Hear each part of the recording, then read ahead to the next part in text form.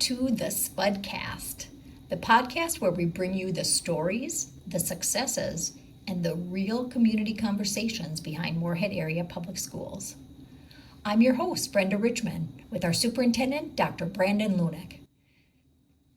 We are putting the spotlight on the energy, pride, and tradition that kicks off everything autumn in Moorhead, our fall sports, fine arts, and extracurricular activities. Brandon, fall has a really exciting, special energy here in Moorhead. From the stadium lights on Friday night to the marching band, performances, student activities, they bring our entire town together. Being at a football game on a Friday night it's the place to be. Mm-hmm. Volleyball matches in the fall, swimming meets, anything fall, anything high school activities is just well represented through whether that's student participation or community support. Today we've got Dean Haugo with us, our athletics and activities director, to just give us the lowdown on what's happening this fall. It's been a busy summer. I don't know if most people understand just quite how busy our summers are and how much work goes into getting prepared from our student athletes and our participant standpoint. I think it's important for Moorhead people to really identify what we are and who we are and what comes with that. And I think when you look at our world right now, we have some things that are the envy of many. We have the ability to do things because we are a completely unique community in the world that we exist in activities in Minnesota. We are the largest high school outside of the metro area. We have an infrastructure in Fargo Moorhead that I can flat out tell you that many of the Twin Cities schools just drool over in terms of our ability to have support from places like Sanford with things that we want to accomplish. And I'll speak to the 6A football world. What I think blew some of those folks away a year ago was when they came to Moorhead, what it felt like.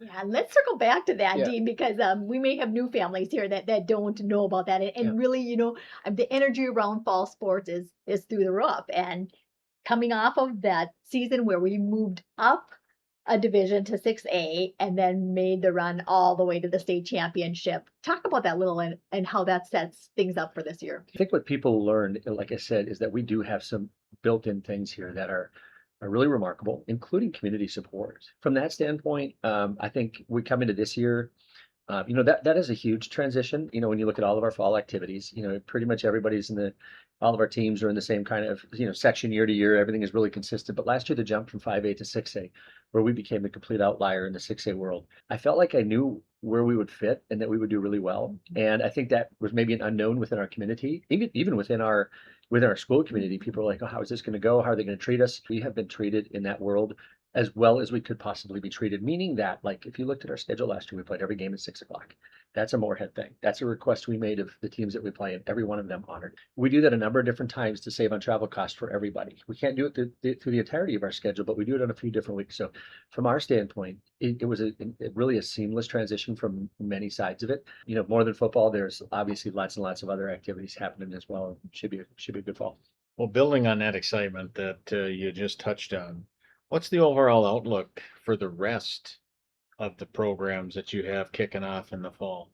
We're seeing right now in our activities in general is we are prepared. We are able to, and again, I'll go back to being in a community that we can access supports for our student athletes and participants that are different. Coach Musselman does with his work with human performance and in the weight room to really support all of our teams is providing us with an athletic baseline that's really unique. And that's something that we're now in year 4 going into year 5. So when I look at our teams, one thing that I know is that we have done as much provide a support in that realm as any school in Minnesota. And we are getting asked very, very often, especially with the more successes that we've had, what we are doing and what our magic is or what our secret sauce is. I told a reporter last week that I talked to, and he was asking questions about just our, kind of what's the baseline of all of this. And my deal is the training level that our kids have. It is different than everybody else in Minnesota, and we're really thankful that Coach Musselman's here. I'm really thankful that Coach Stowers told me that that's how we needed to go. And we've got really great people that support our kids. The work Dr. Gass does I feel like on the back end of what our kids are doing, and then our coaches are doing a nice job of developing the athletes, developing the sport specific skill sets, right? Like you can have a bunch of great athletes, but if you don't have the skills to hit a volleyball or swim fast, or all those important sport specific skills, you're not going to be successful. And we've got great continuity within our coaching staff right now with the fall. All of our head coaches are back, and we're really looking forward to a good year across the board. Well, we know that athletic competition is just one piece of what you deal with. And would you elaborate a little bit on how impactful the marching band, the cheer team, the speech team, the robotics, and all the student clubs that we offer to our students? As you've had it now, you've been here a little longer than I have. So you've got a little more holistic view, but what can you tell us about the impact that those programs have? Because they're pretty impactful as well. They're equally or more. And it's I mean, you're 15, which is, I don't know how we got to this point, or it doesn't feel like it's been that long. Again, going back to the kind of the core of our district with support that we have, we worked incredibly hard, especially for about a 10-year stretch, to make sure that we were providing opportunities for every kid at Moorhead High School that has an interest in something activity wise. I mean, when you look at the state high school league offerings, we'll start there. I think the only things we're missing are synchronized swimming and badminton. But we've been able to add not only things on the athletic side, but we've been able to add a pile of activities. You mentioned cheer team. As our school district evolved demographically, we had just a significant increase in the interest in cheer team, where we maybe had 10 to 12 to 15 girls trying out, but we felt that was appropriate number to get the program back underway. To now for this fall, we had a 40-person tryout. I mean, and that's what this comes down to. Kids, they want to be a part of something. Our department, we cover a massive swath, but we love it. I think it wouldn't be nearly as enjoyable of an experience if all we dealt with all day was athletics. The fine arts, marching band, speech, debate, fall musical, all of it that we get to be around. You just get to see different kids in their element, and it's an incredibly enjoyable thing to do. And that's really the key, right? Finding where a kid's niche is and helping them plug in for success. And supporting them and doing our best. So I think one of the things about being in Moorhead that's important for everybody is, rather than looking at things that others might perceive as challenges or barriers, we look at it as advantages. Like, I think one of our greatest advantages is our travel. We're really good at it. And that's not just in athletics, that's in fine arts, in everything that we do. And so I think it's a really enjoyable community to do what we do in. That's awesome. Well, win or lose, how our students and student athletes and student participants represent Moorhead really matters, right? So talk to us a little bit about sportsmanship and leadership and how you approach that with our students. I think a lot of that comes really, I think we're really fortunate. Again, I think kids take pride in the community that they play in, that they participate in, that they are involved with.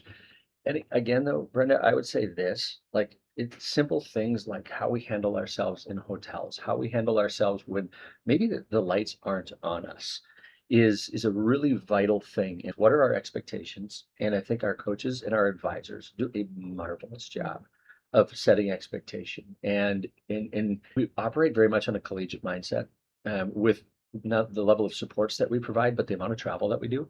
And I think with that comes a lot of togetherness time. And with all of that, I do think, how they handle themselves matters, because, if they're not handling themselves on the buses, I mean, all that kind of stuff, like, it all fits together. Sportsmanship, I think, let's just dive into that just for a quick second, though, because we were obviously involved in some situations, last winter with our semifinal and final hockey games, where the opposing teams were really crucified. I thought unnecessarily so, in the eye of public opinion in the state of Minnesota. And I think it's just a great little microcosm of high school activities. You had two teams that endured really brutal losses. But I sometimes think all of us have to remember that these kids are like 16, 17, 18 years old. In terms of emotional regulation, they're still early on that path. I would just hope that, I would hope that people have some grace and also understand that hopefully it's an outlier. Everything that we do is trying to make sure that kids walk away with a skill set that is beyond being able to shoot a basketball or being able to speak in front of a lot of people, that it's all of those other character things that come into play. For parents, community members, alumni who want to come out and support whatever program they want to identify with, hopefully it's all of them. Can you talk a little bit about some of the changes we as community fans, parents may experience? Absolutely. From the facilities perspective, I look at football Friday nights, which tend to be our logistical biggest challenge that we have in a given year. Just lots of moving parts, huge space, lots of freedom to roam, all that kind of stuff. I think it goes without saying we're expecting some significant crowds. We know that our stadium holds more people than what our parking lot can hold.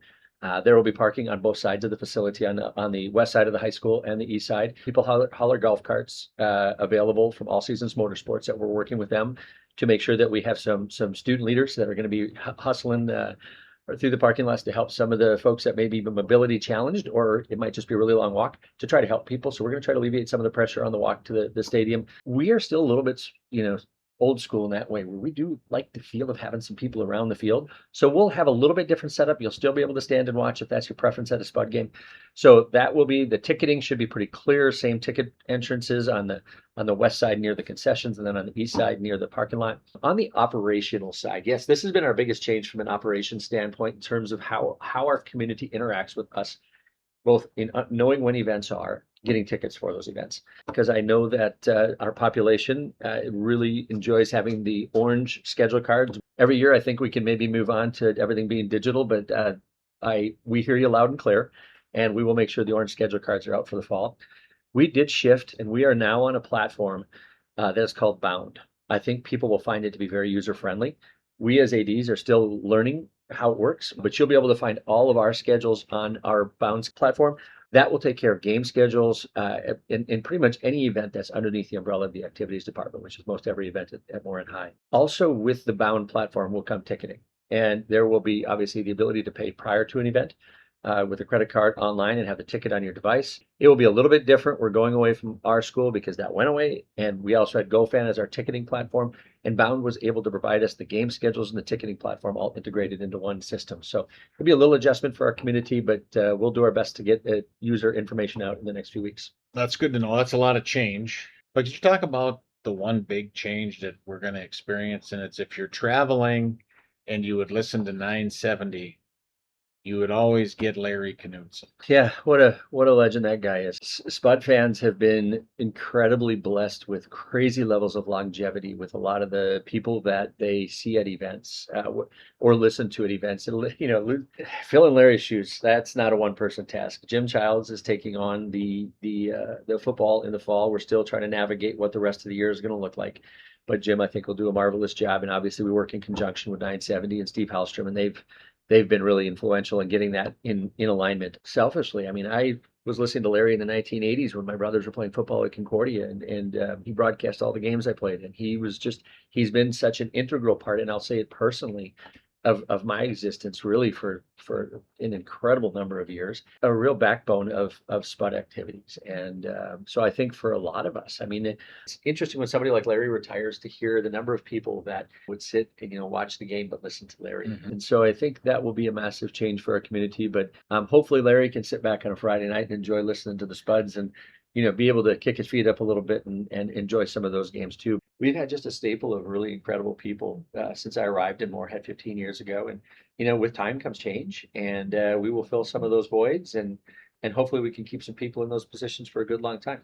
Well, Dean, thank you so much for being with us today. And we also want to say a huge thank you to all of those volunteers that have worked through the years, but also all of the coaches and advisors and staff that really invest in students in these outside of the classroom kind of ways. We just really appreciate them, and it really takes that whole team to help students to thrive. So thanks for being with us today. Yeah, thank you. We hope to see everyone out cheering for the Spuds this fall. Thank you for tuning in to the Spudcast. Be sure to subscribe on YouTube so that you never miss an episode.